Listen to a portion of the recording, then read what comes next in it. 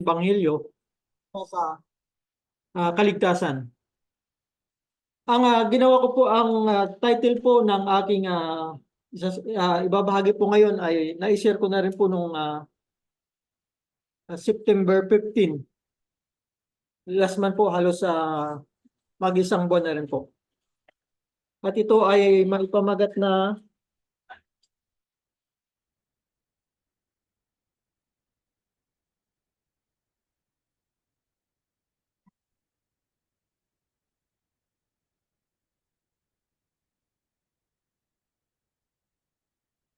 at ito po ay pinamagatan kong Salvation and Church Membership. So, gusto ko pong pag-aralan natin ang kahalagahan ng isang iglesia. Lalong-lalo na ang iglesyang ito ay ang itinayo ng ating Panginoong Jesucristo na ito ay ipinaglingkod na rin ko sa inyo na ang kinaaniban natin ang iglesia ay ang tunay na itinayo ng ating Panginoong Jesucristo, sapagkat ang iglesyang ito ay masasabi nating tunay sapagkat ang lahat ng aral na ating sinusunod ay nanggagaling lamang sa banal na kasulatan. Hindi na po tayo nagtayo ng mga iglesia katulad na ginawa ng mga ibang mga sikta na nagtayo pa sila ng ibang iglesia. Yun nga po ay pinangalanan po nila ng iba-ibang mga pangalan. So, bago pong lahat, God does not save, only God can save. Hindi po, ang iglesia po ay hindi po save po sa atin. Salvation is the pardon or forgiveness of God, the blotter out of our sins. So, ang kapatawaran po ng Panginoon ang makapag-save po sa atin. The church then does not do the saving. So, hindi po ang iglesia ang makakapagligtas ng atin, kundi ang ating Panginoong Jesucristo. Ito po yung unang tinalakay natin noong September 15. The essentiality and importance of the church is in Christ. So, makikita po natin dito ang kahalagahan ng iglesia sa ating Panginoon. Sinabi ng kanyang sariling dugo. So, kung ang iglesia po ay binili ng kanyang sariling dugo ng ating Panginoon Jesucristo, so ito po ay nagpapakita ng kahalagahan nito na ibinigay niya ang kanyang sarili para sa iglesia. So, hindi po ang pagkakabili po ng dugo ng ating Panginoon Jesucristo ay hindi po yan pwedeng tapatan ng salapi, sapagkat ito ay binili ng kanyang sariling dugo. Wala pong katumbas. Yan po yung unang tinalakay natin yung first Sunday, September 15. At ganoon po, ito sa number 2, gave himself up for the church. So sa Ephesians, mababasa po natin. The Christ evidence his attitude towards his essentiality, the church, by the price he paid for its existence.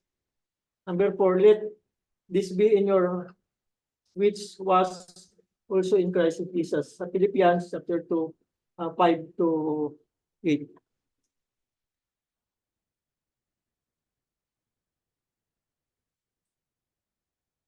So dito po sa unang part ng aking senior nung nakaraan, so pinapakita talaga po dito ang kaano ka-importante kay Kristo ang kanyang iglesia. Ito nga po, sabi ko kanina, ito ay binili ng kanyang sariling dugo, na ito ay hindi matumbasan ng pilak o ginto o mga kayamanan sa sanlibutan. Kaya pwede po natin maitanong sa ating mga sarili, ito ba ay pinahalagahan natin kung paano ba ito ay pinahalagahan ng ating Panginoong Jesucristo?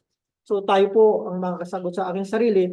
Siguro po yung mga nandito o mga lagi pong umattend po sa worship, masasabi ko pong ito po ay pinahalagahan po natin ang iglesia.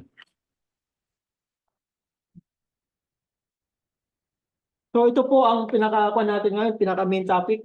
One cannot be in Christ without being in the church. So, masasabi po natin na tayo po ay na kay Kristo kung tayo po ay nandito sa loob ng church. So makikita po natin yan dito sa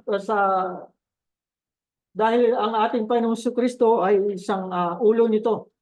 Ito po ay mababasa po natin sa Korinto chapter 1 verse 18.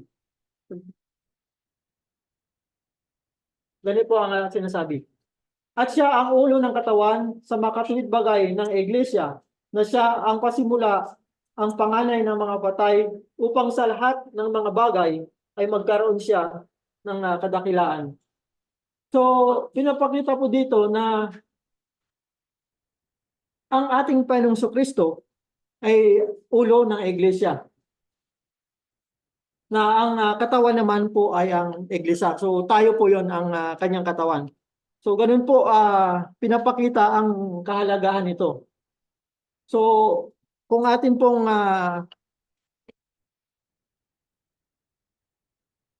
ikumpara sa ating mga katawan, so napakahalaga po ang role ng isang katawan. Hindi po mabubuo ang isang ulo kung walang katawan. So tayo, ang sabi diyan, tayo, ang ulo ay si Kristo at ang katawan ay ang iglesia o tayong mga nagsisiibig o tumanggap sa ating Panginoong Kristo. Sa Ephesians chapter 21 to 23, ganito po. Sa ibabawan ng lahat ng mga pamunuan at kapamahalaan at kapangyarihan at pagsakop ng bawat pangalan na ipinangungusap hindi lang sa sanglibutang ito, kundi naman sa darating. 22. At ang lahat ng mga bagay ay pinasuko niya sa ilalim ng kanyang mga paa at siyang pinagkalooban maging pangulo ng lahat ng mga bagay sa iglesia. 23. Na siyang katawan niya na nagpupuspos niya o pumupuspos ng lahat sa lahat. So, sa illustration po, ganito po ang ating makikita na ang head po natin sa church, ito po ay walang iba kundi si Kristo. Tayo po yung mga katawan. Kung atin pong sa illustration po, yan po ang ibig sabihin ng ating mga verse na ating mga binasa. So kung atin pong pansinin na kung ang ating ulo ay si Kristo, dapat kung paano yung ulo na siyang nagdadirect kung paano ang katawan ay gumagalaw, dapat po ganoon din po tayo sana na bilang kasangkap nito. Dapat kung paanong si Kristo ay nasumpungan na matuwid sa kanyang sarili, dapat ganun din po tayo sapagkat ang ating pong ang ulo po ang siyang nagkukuman sa ating mga sa katawan. Kung i-compare po natin sa katawan ng isang tao.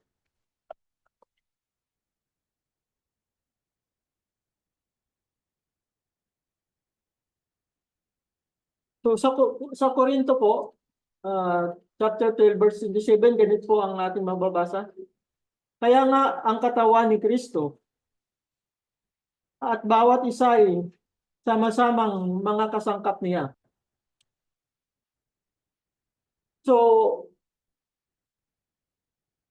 ang katawan ni Kristo, tayo po ay ang mga sama-samang kasangkap ng katawan. So, one cannot be joined to the head without being a member of the church, which is the church, which is the church. Yun po ang ibig sabihin ng mga talata po na ating mga binasa na hindi po pwedeng nakakabit tayo sa isang church na hindi tayo kaanib sa sa ating sa iglesia ng Diyos. Kaya napakahalaga po sa bawat sa atin na ang iglesia ay binili ng dugo ng ating Panginoong Kristo.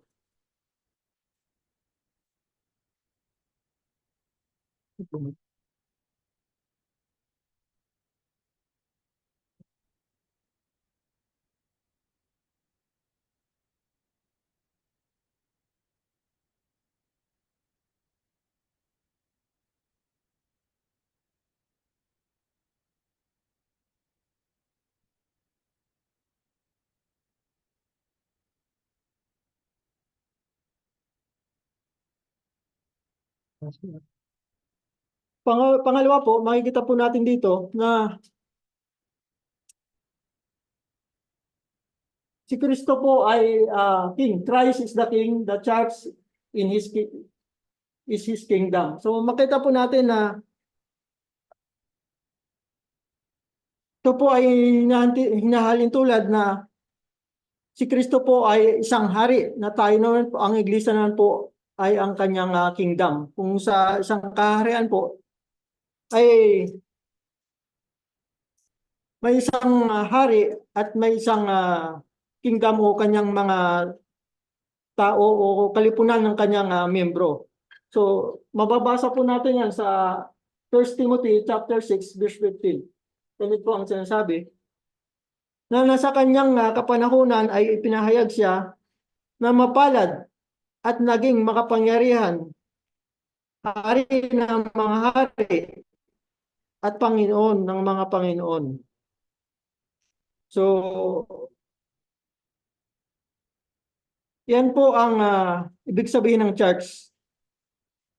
Na ang church ay tayo po at ang ating Panginoon po ay ang hari po natin. Sa Corinto, chapter 1, verse 13, ganito po ang sinasabi. Na siyang magligtas sa atin sa kapangyarihan ng kadiliman at naglipat sa atin sa kaharian ng anak ng kanyang pag-ibig. Sa English po, for He rescued us from the dominion of darkness and brought us into the kingdom of the Son He loves. So, ang ating Panginoong Kristo po ang isang magiging tagapagligtas po natin.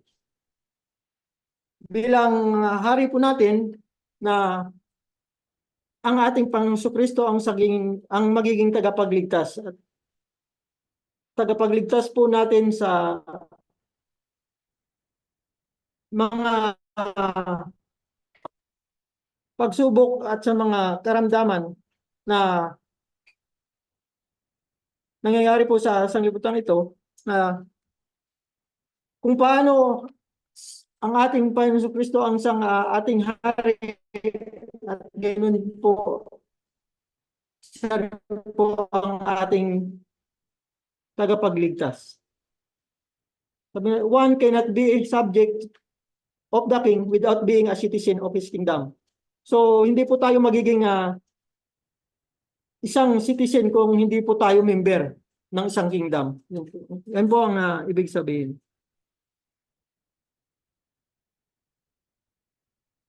So dito rin po, Christ is the bridegroom of the church. He is the bride. So ang iglesia rin po ay tinatawag na bride of the church. Bride of the Christ. Noong una po, head. Ngayon po, sinasabi sa Ephesians chapter 5 verse 23 to 32 na si Kristo po ang groom at ang church po ay ang bride.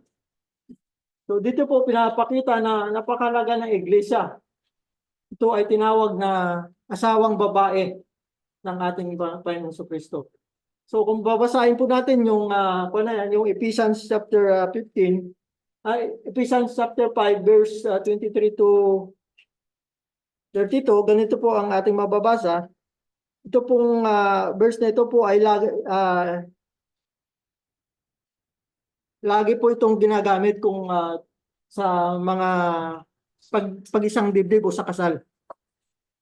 Ito po ay hinahalin tulad ng ating Panginoong Kristo sa Iglesia. Basahin po natin sa chapter, Ephesians chapter 23 to 32. Ganito po ang sinasabi.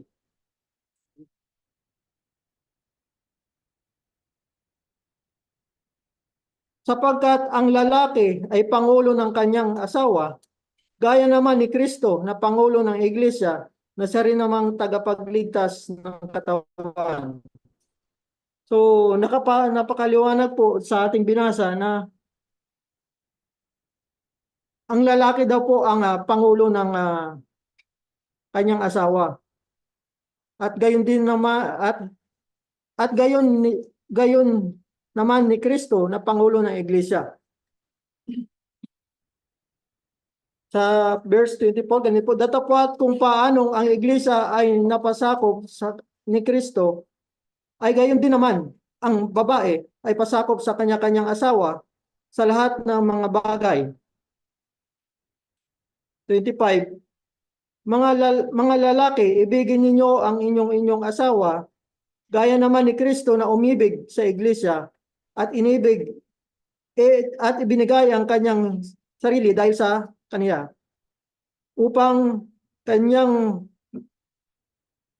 pakabanalin ito at nilinis sa pamamagitan ng paghugas ng tubig na may salita, upang ang Iglesia ay maiharap sa kanyang sarili sa kaluwalhatian na walang dungis o kulubot o anumang gayong bagay, kundi ito ay nararapat maging banal at walang kapintasan. 28. Gayon din naman, nararapat ibigin ng lalaki ang kanyang sariling asawa na gaya ng kanilang sariling katawan, na umiibig sa kanyang sariling asawa, na umiibig sa kanyang sarili. Sapagkat walang sinuman na napupuot kailanman ang kanyang sariling katawan, kundi kinakandili at minamahal gaya naman ni Kristo ng Iglesia. Sapagkat tayo ay mga sangkap ng katawan. 32. Dahil dito, iiwan ng lalaki ang kanyang ama at ang kanyang ina at makikisama sa kanyang asawa at ang dalawa ay magiging isang laman. 32. At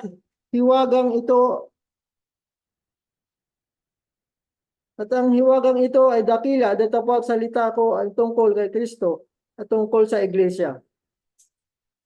So, dito po sa ating binasa na pinapakita na kung paano ang pag-aasawa ay inihalin tulad sa isang iglesia, na ang kanyang asawa ay iniibig niya ang kanyang asawang babae. Ganun din po ang ating Panginoong Kristo, na kung paano niya iniibig ang iglesia, kaya nga po binigay niya ang kanyang sarili para sa ikapagpatawad ng iglesia. So kung paano po umiibig ang lalaki sa kanyang asawa, ganoon din po ang ating Panginoong Kristo na umibig sa iglesia. So kaya nga ibinigay ng Panginoong Hesus ang kanyang sarili para sa ikapagpatawad ng ating mga kasalanan, para po sa iglesia.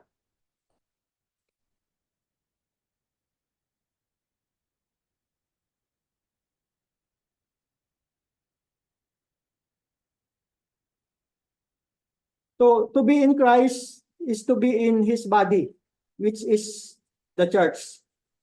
So, para po natin masasabi na tayo ay kay Kristo, so dapat po ay nasa katawan po tayo ni Kristo.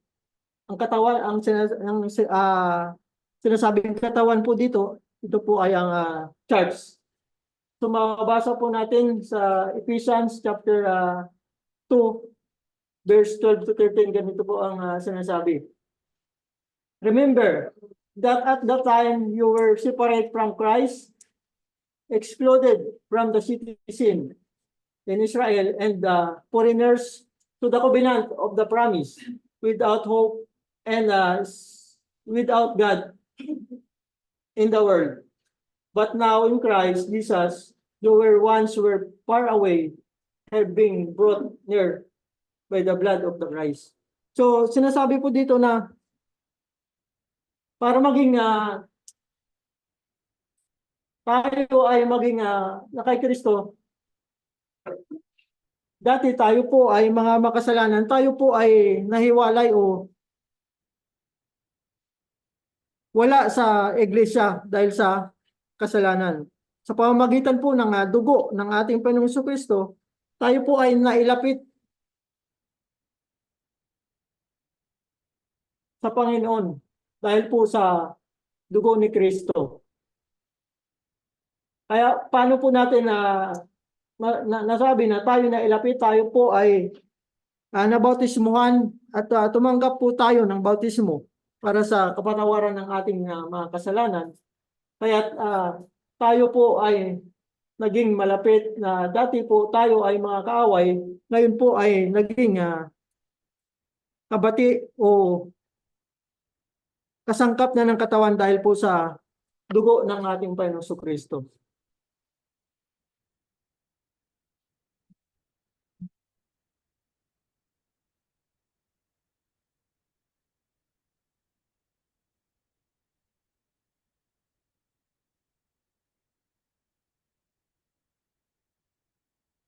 So, to be in Christ is to be in His body, which is the church. Ito po ay yung number 2, in one body, reconciled by the cross. So, mababasa po natin yan sa Ephesians chapter 2, verse 16. Ito po ang sinasabi. And one body to reconcile both of them to God through the cross, by which He put to death their hostility. So, nakita po natin na sa pamamagitan po ng pagkabayubay ng ating Panginoon Jesucristo sa cross, tayo po ay naging kalakip ng iglesia. Tayo po ay pinagkasundo para po tayo maging mapabilang sa church o sa iglesia ng Diyos. To be in Christ, therefore, is to be in His body. And to be in His body is to be in His church. So, dapat po, para po natin masasabi na tayo ay na kay Kristo, dapat po tayo ay nasa katawan ni Kristo at ito po ay ang iglesia. So, ganun po kahalaga ang iglesia na masasabi po natin. So, ito po, hanggang dito lang po ang pag-aaral natin sa umagang ito na kung isa-summarize po natin na napakahalaga po talaga ng iglesia sa ating Panginoong Jesucristo. Unang-una nga po, ito po ay binili ng kanyang sariling dugo. Siya po ay namatay para sa ikapagpatawad ng kasalanan ng mga nasa iglesia. So, ang tanong po, may tanong po dito. Can one enjoy the salvation of God as provided without being the church of God? So, mayroon po bang kaligtasan ang isang tao kung sa ay wala sa loob ng iglesia? So, ang masasabi po natin dahil dun sa mga napag-aralan natin, so kung ikaw ay hiwalay sa katawan, wala ka dun sa body, masasabi po natin na ito po ay isang loss, isa ka ng hiwalay, ibig sabihin, pwede ka magiging hindi na po tayo magiging maliligtas sapagkat ang ating Panginoon Jesucristo ang siyang tagapagligtas, dapat nandun ka manatili ka sa loob ng kanyang katawan o sa loob ng iglesia. para masabi po natin na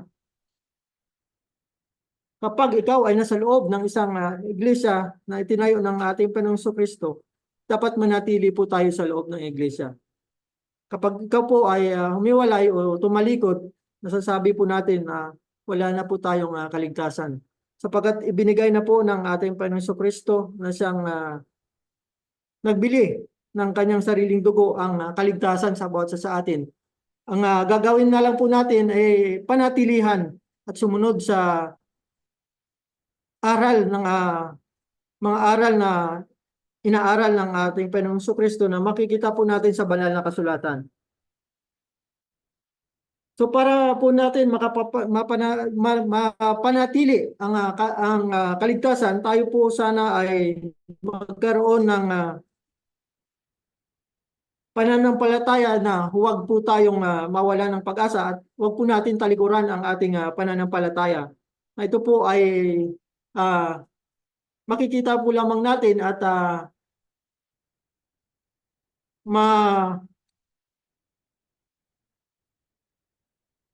magkakaroon tayo ng pag-asa kung tayo po ay nasa iglesia.